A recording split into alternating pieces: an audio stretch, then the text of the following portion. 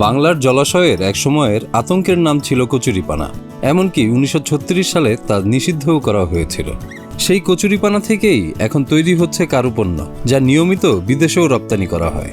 কখনো দেখিনি কচুরিপানা থেকে মাল তৈরি হয়, মানে এই জায়গায় মৃত্যু আমাকে দেখাই শিখাই আমরা আল্লাহর মতো পারি। এখন ফরিদপুরের মধুখালী উপজেলার তরুণ নারী উদ্যোক্তা সাবিকুন নাহার মিতুর কারুশিল্প কারখানা লাম ক্রিয়েশন এখন অসংখ্য অসহায় মানুষের জীবন জীবিকার চাকা। তার কারখানায় কচুরিপানা, হোগলা পাতা, পাট ও ছনের তৈরি 50 ধরনের পণ্য বানানো হয়ে থাকে। তবে এর মধ্যে কচুরিপানা দিয়ে যে এমন সব পণ্য বানানো সম্ভব, সেটা এখনো অনেকের কাছেই অজানা। এই বাস্কেটটা, যেমন এটা কনিকের বাস্কেট, এটা কচুরিপানা দিয়ে তৈরি। তো এই কচুরিপানাটা মানে এটা কিন্তু এখন মালটা ফিনিশিং করার পর একদম স্মুথ। আমরা তো জানি যে এগুলি কোনো কাজ হয় না, কচুরি মানে নষ্ট হয়ে যায়, গরুতে খায়, তারপরে পুরায় ফেলাই দেয়। আর এখন তো দেখছি, তো চোখেও দেখিনি যে এগুলি দিয়ে অনেক কিছু তৈরি হয়, কাজ করা হয়। এখন এগুলি দিয়ে ম্যাট বানায়, তারপরে ফুলের ঝুড়ি বানায়, টব বানায়, অনেক কিছু তৈরি হয়। এই তো মনে করবেন এই যে তাপস আছে, ম্যাট আছে, ঝুড়ি আছে, মানে কনিকাল, মানে বিভিন্ন পদের আর যে কোনো স্যাম্পল, মানে নতুন নতুন যে কোনো স্যাম্পল আসুক, সব স্যাম্পলই আমরা তৈরি করি। ম্যানেজমেন্টে MBA পাশ করা সাবিকুন নাহার রাজবাড়ির কুলার ঘাটে ঘুরতে গিয়ে একটা হস্তশিল্প কারখানা দেখে নিজেও খুব অনুপ্রাণিত হন। এরপর থেকে ফেসবুক আর ইউটিউবে এ ধরনের কাজ সম্পর্কে ধারণা নিতে থাকেন। শুরু থেকে ইচ্ছা ছিল কিছু করার, এবং এরকম সাবজেক্ট নিয়ে পড়াশোনা করেছি। এবং আমি ঘুরতে যাওয়ার পর আমার এরকম একটা কারখানা চোখে পড়ে, এটা নিয়ে আরও অনেক রিসার্চ করি। তো করার পর আমার এটা ভালো লাগে। এরকম প্রক্রিয়া থেকেই আমি আসলে প্রথম জার্নিটা শুরু করি। শুরুতে ব্যবসা দাঁড় করানোর মতো বড় পুঁজি তার হাতে ছিল না। অনেক কাঠখড় পুড়িয়ে তা জোগাড় করতে হয়। আর এখন তিনি একজন সফল নারী উদ্যোক্তা। নিজের কিছু জমানো টাকা, পারিবারিক সহায়তা, এছাড়া নিজের কিছু স্বর্ণালঙ্কার, এইসবের মাধ্যমে আমি এই টাকাটা জোগাড় করি। সেই ছোট কারখানাটি মাত্র 4 বছরেই এখন পূর্ণাঙ্গ 2টি কারখানায় রূপান্তরিত হয়েছে। লাম ক্রিয়েশনে বর্তমানে 250 মানুষের কর্মসংস্থান হয়েছে। এছাড়াও ঘরে বসেই আরো 300 অসহায় মানুষ লাম ক্রিয়েশনের হয়ে চুক্তির ভিত্তিতে কাজ করছেন। আমি চাই আরো উন্নতি হোক। তার কথা যে যত বেকাররা আছে, অসহায়রা আছে, কাজ কম পারুক, তারা সেইখানে কাজ করে। অসহায় মানুষ তো অনেক আছে, বুড়ো মানুষরা, তারা এই জায়গায় সে কাজ করে। শুরুতে 12টি মেশিন ছিল, এখন আলহামদুলিল্লাহ 2টা কারখানা। আমার এছাড়াও আরেকটি শাখা আছে এটার। আমার শ্রমিক সংখ্যা 250 জনের মতো আছে।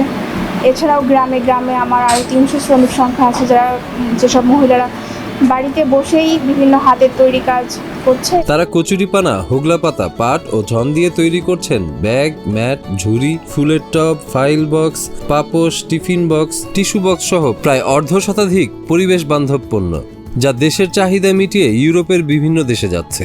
তবে লাম ক্রিয়েশন নিজেরা এখনো সরাসরি পণ্য রপ্তানি শুরু করেনি। কচুরিপানাটা আমরা রোদে শুকাই, এবং এইটা এমনভাবে শুকাতে হয় যেহেতু এটার ভিতরে যে ফাইবারটা থাকে, আঁশটা থাকে, সেটা পুরোপুরি মানে চিমসে না যায়, পুরোপুরি শুকায় না যায়। এটা একটা ফোমি টেক্সচার থাকে। তো ওই টেক্সচারটা যখন থাকে, তখন ওই টেক্সচার দিয়ে পুরোটা হাতে বুনে তখন এই ঝুড়িগুলো, বিভিন্ন শেপের ঝুড়িগুলো তৈরি করা। হোগলা তৈরি পণ্য, কচুরিপানা, পাটজাত পণ্য, এবং এর মধ্যে হচ্ছে ডস্টিং আছে। এই কাঁচামালগুলো দিয়ে বিভিন্ন ঝুড়ি, conical shape, square shape, round shape, বিভিন্ন শেপের ঝুড়ি তৈরি হয়। ঝুড়ির পাশাপাশি floor mat, table runner, brush holder, এইসব জিনিস তৈরি হয়। টিস্যু বক্স, এগুলো তৈরি করা হয়। এগুলো মূলত আমরা এখনও সাপ্লায়ার হিসেবে কাজ করছি, সরাসরি পণ্য রপ্তানি করি না। ঢাকা থেকে বিভিন্ন সময় আমাদের অর্ডার আসে, আমরা সেই ওয়েজে কাজ করি। আমাদের পণ্যগুলো তাদের মাধ্যমে ইউরোপ কান্ট্রিগুলোতে যায়। লাম ক্রিয়েশন থেকে প্রতি মাসে 30 লাখ টাকার কারুপণ্য বিক্রি হয়। সব খরচ বাদ দিয়ে মিতুর মাসিক আয় প্রায় 5 লাখ টাকা। শুধু অর্থনৈতিক সাফল্যই নয়, তার হস্তশিল্পের এ উদ্যোগ বদলে দিয়েছে গ্রামের অর্থনীতি, তৈরি করেছে নারীর ক্ষমতায়নের উজ্জ্বল এক দৃষ্টান্ত। প্রথম মাসে যখন আমি শুরু করি, শুধু ম্যাট দিয়ে শুরু করি। তো আমাদের প্রক্রিয়াটা এরকম, এই সেক্টরে ম্যাট দিয়ে শুরু করতে হয়, যেহেতু এটাও অনেক ওয়েস্ট যায়, সুতা নষ্ট হয়, হোগলা নষ্ট হয়। তো আমি ম্যাট থেকে প্রথম মাসে 30,000-এর মতো আয় করি।